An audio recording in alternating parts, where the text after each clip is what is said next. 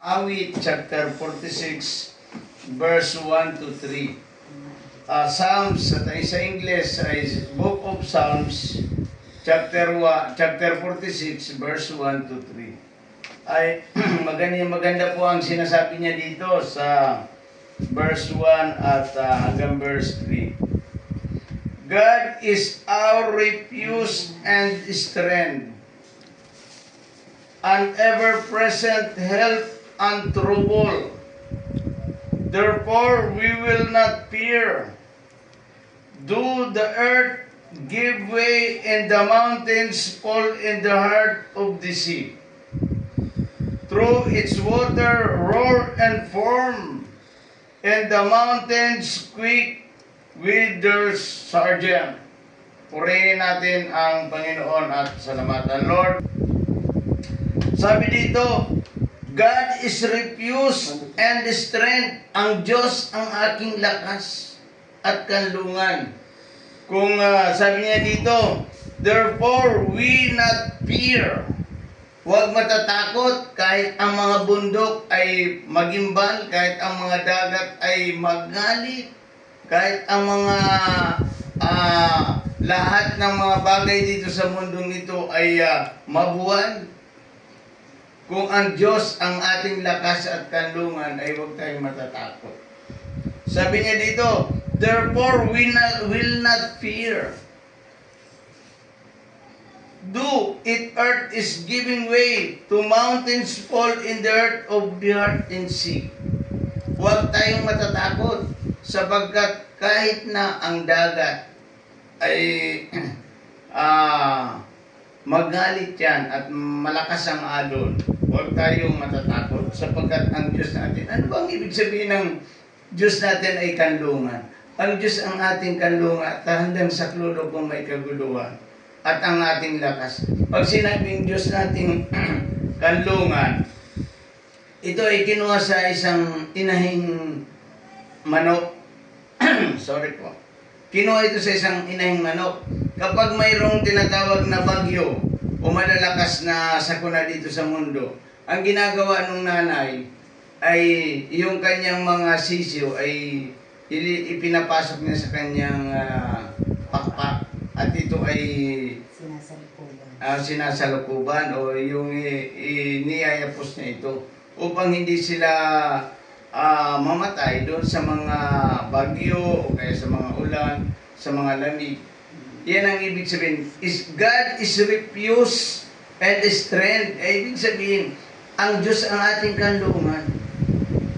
Kaya kung nasa Panginoon ang isang tao, ay ano man ang mangyari, ay hindi siya maano. Alam niyo, minsan, nalulungkot tayo eh. Nalulungkot tayo na, may bagyo na naman, may baha. Tulad ngayon, baha. May bagyo, may baha. Ang baha, di nyo alam na ang baha ay tulong yan sa pag-iibanghelis mo. Kasi kapag ang tao ay walang nararamdaman na kalungkutan sa buhay, walang mga kapigatiang nararamdaman ng tao, hindi marunong tumawag sa Diyos. Amen. Yeah. Hindi makakatawag sa Diyos eh. Sapagkat, sorry po. Sapagkat kung talagang ang tao ay mayaman lang, hindi naghihirap, wala siyang kabagabagan sa buhay, hindi niya naiisip ang Diyos. Dahil ang tao ay nagmana ng kasalanan. Pero kapag ang tao ay mayroong pinagdadaan ng sakuna, mayroong pinagdadaan ng problema, tumatawag yan sa Panginoon eh.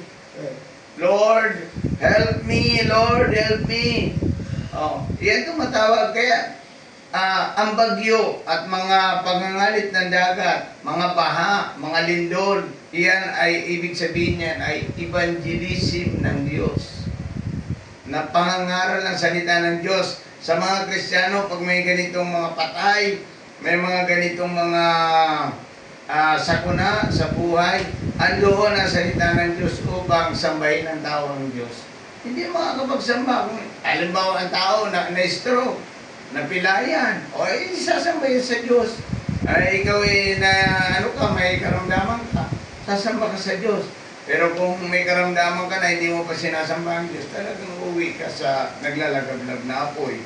Sapagkat binigyan ka na nga ng Diyos ng karamdaman, hindi ka pa marunong magpasalamat, ay kung mayroon tayong nararamdaman sa buhay, pasalamat tayo. Sapagkat, ibig sabihin, pinapaalalahanin tayo ng Diyos na maging sincere tayo sa Kanya. Tulad ng mga lindol na ito, mga baha. Nung pandemic, di nyo ba naalala? Nung pandemic, ay nagkaroon dito ang lahat ng tao ng pagtawag sa Diyos. Tumawag ang lahat ng tao.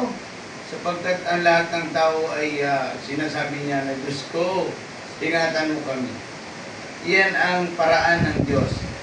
Sabi niya dito ay maliwanag dito na sinasabi niya, God is our refuge and strength.